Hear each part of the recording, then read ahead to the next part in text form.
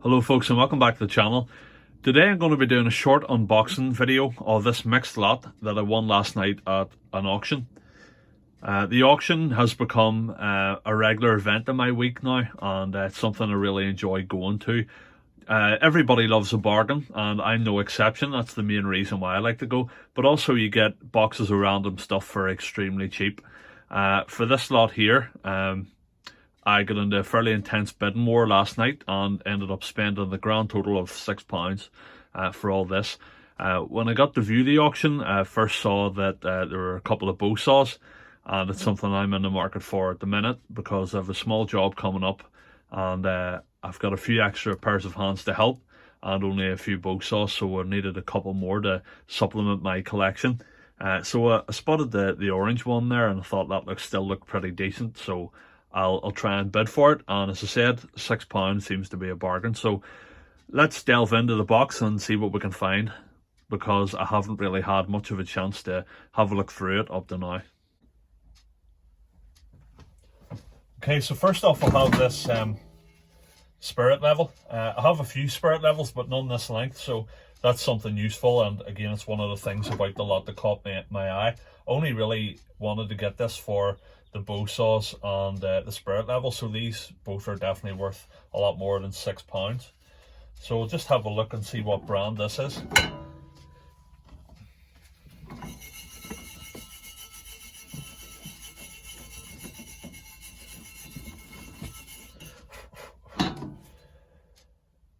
So it says Rabone Chesterman, or Rabone, I'm not really sure how you pronounce that. It's not a brand that I'm aware of, as you can imagine, so who knows how long this spirit level's been around. You can clearly see it's been well used.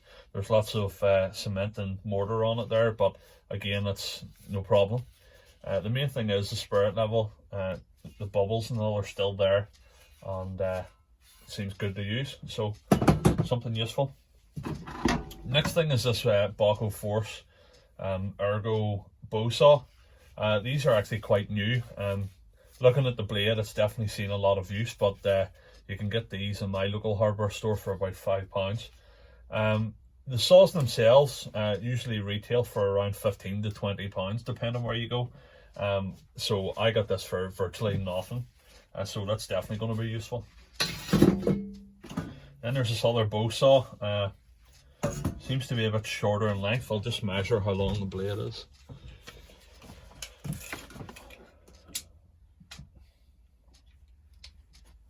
So actually it's about 24 inches long as well, the same as that one. So I might get a blade to fit this one. It's definitely a lot older, but I could probably use it all the same. So next thing is this, again this is a Rabone Chesterman Fibron tape measure, and as you can see it's vintage there, pretty old font, made in England. Now this is one thing that I did actually have a look at last night, and on closer inspection you can just about see there the stamp here, and it says PO 1975, so I take it that's something to do with the production date, and it's a 20-meter one, made in England. So that's pretty interesting, so I'll have to look that up and see how old that is, or what the going rate for these things are. Again, I have no real notion of buying these things to sell them on, but I've got really what I wanted out of it, in that the slightly more modern tools. I'll definitely use those. So if there's something else in this box that I could sell on, I probably will, because it'll save me cluttering up my own small space that I have. The next thing here is a pair of hedge trimmers, hedge clippers, and these look pretty good as well. They're actually in nice condition. Blade's a wee bit rusted, but nothing a bit of vinegar treatment won't solve, and they actually seem pretty sharp still. So I'll probably clean those up and put those to good use. I actually don't have a pair of those at the minute. I tend to just be lazy and use the electric machine. So next thing is this sledgehammer head, pretty heavy one, and see what it says there. This is a £7 head, so again that'll be pretty useful when I get another shaft for it. It's actually have quite a few uses for the sledgehammer. What next? Next thing is this vise. Looks like a carpenter's vise by the looks of things. Not really sure how you'd attach this, really. There might be a bit missing off this, I'm not too sure. And it says they're made in Japan, so it's pretty interesting. What I might do is give this a bit of a clean up and a bit of a paint, and see what way it looks then, and see what way it can be attached if it's of any use. If not, I'll maybe try and sell it on or give it to someone who I know likes that type of thing. Next thing is this plasters tool. I'm not really sure what you call this. I know it's for spreading plaster and mortar and things, but forgive me, that's not my trade. So these two obvious things here, I know exactly what these are. They're two cobbler's anvils, and they're 3-in-1. This one seems to have had a bit of damage on this one here, this part. But you could probably just use it as like a doorstop or something. There's no name on these, so I don't know if they're handmade or not, or not from any real manufacturer. Maybe someone just made them themselves. I'm not really too sure, but it's something I'll have to look into. And seems to be a bit of pitting on this one, so who knows how old it is really.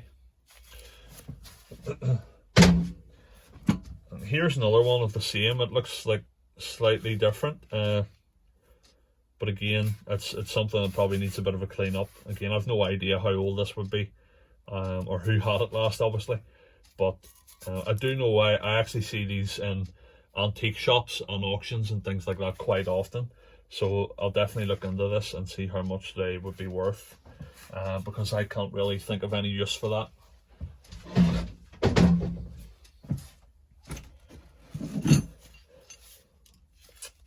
These must be like eye pin bolts or something. Not really sure what these would be off, but there's a lot of them. 6 of them here, all with nuts, and also what seems to be a broken one as well. Don't really think I'll have much use for those, but this is the chance that you take when you buy a job lot, and especially like of box things like this. You could strike it lucky and hit a bit of a box of treasure, or you could get a box of junk. I'm not really sure what I've got yet. Just another couple of bolts. And a few interesting looking things here. They look like some sort of winch or some sort of tensioner. Not really sure how they attach, but I see a bit of a stamp there on the main body of it, so I'll just give it a clean up and see what it says.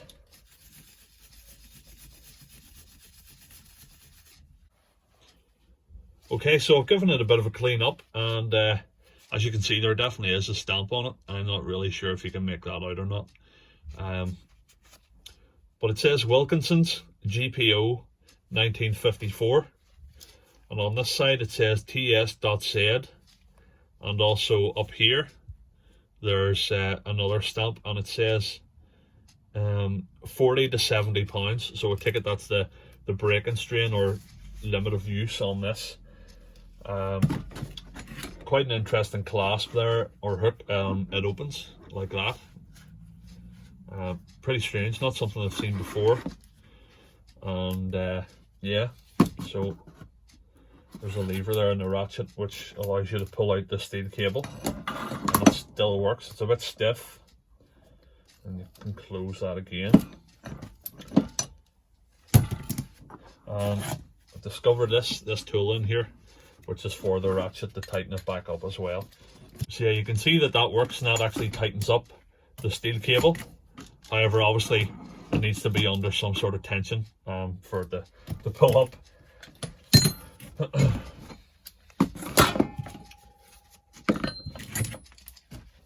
So here's another one. It's virtually exactly the same. There's not really much difference at all.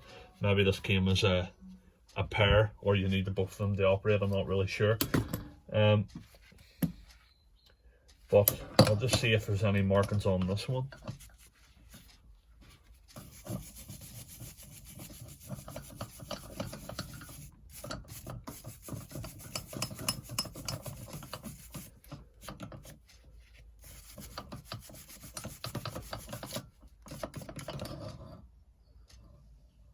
Yep, and that's the same as the other one. It says 40 to 70 pounds on that.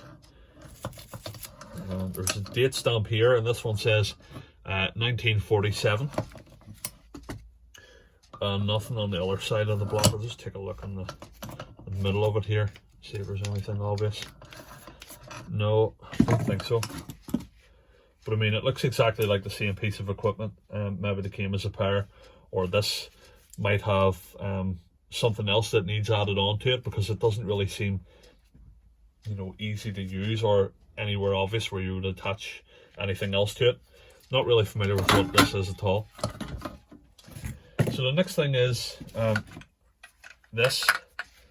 Quite an interesting piece. Obviously it must be for bench mounting, because here's a bench mounting clamp, and I assume it sits like this, and you must, oh, here we go, you turn the handle and it drives this wheel.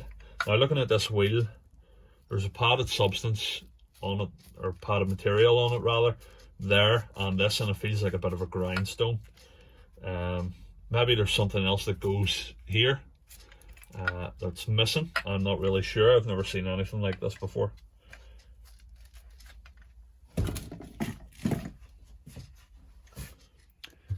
Much of my childhood was spent on a small holding that was owned by my great-grandfather, and he had amassed many tools over the years, and there was always rusty contraptions and tools lying about, and they always fascinated me as to what they were, because they're so different and to what we would use nowadays for the most part, and it's really interesting to see how things have come on and improved and things like that. Many people would argue there hasn't been much of an improvement. Quality has went down over the years, and I would tend to agree for some things. So I did some research and found out this is actually a crank bench grinder, a manual one obviously. So this would have been mounted to a bench. I don't have one that's suitable for it at the minute, because it actually has my electric bench grinders and things and chainsaw sharpeners and all on it, so I can't really take those off. But this would have been mounted through this bottom bracket here onto a bench, probably on the edge and on the corner, and obviously you just turn this crank. It's quite stiff, and who knows how old it is really, but it definitely seems to have seen some use over the years. I'm not quite sure why the soft material is on it. I really don't know. Maybe it was some sort of dual wheel where there was a polishing side or something like that. I'm not really sure. But there doesn't seem to be any obvious prints on it, or embossments of the makers or what year it's from. So I'll definitely take some further research to find out. Okay, so next up is this pair of what I now know to be wire tensioners. So they're both stamped with a 40 to 70 pound limit, and one of them is stamped Wilkinson's GPO 1954, and the other one has the date of 1947 on it, and obviously this is the ratchet handle. So I've actually found out that these are wire tensioners, and they would have been used by the Wilkinson Telecommunications Company, as it were, at the time, to put up communication wires and things like that for phone and telegram and whatnot. So these are very old, and I've had a look on the internet, and I've seen that the next size bracket up actually has a gauge on it that tells you the various differences on tension that you have on the wire at the time. Much like a scale for weighing things, but these ones don't have any such thing. But perhaps there's an extra part that you could fit this onto. I'm not really sure how this attached, or what end went to where, like what went to the post and what went to the wire, or what way it worked. I have no notion of that whatsoever, but an interesting find nonetheless. had a look at this as well, and it seems to be quite a vintage item at the moment, even though it was only made in 1975. But it's still a pretty cool thing to have if you like your vintage tools and stuff like that. So again, I might sell these on eBay. I'm not a big eBay seller. In fact, I've only ever bought things off eBay, so I might just actually start selling some of these things that I'm getting in box lots or other things to pick up in auctions and things. So who knows, it could be my new career choice. Thanks very much for watching, and I hope that you enjoyed going through this box of junk with me. Rest assured there definitely will be more videos of this type coming up, as I've got my newfound love, which is going to auctions and picking up boxes of junk. So if you really like this, be sure to like and subscribe, or if you have some information you want to share about some of the stuff that I'm posting here, feel free to comment as well. I'm always keen to hear from the people who are watching my videos. Thanks again, and we'll speak soon.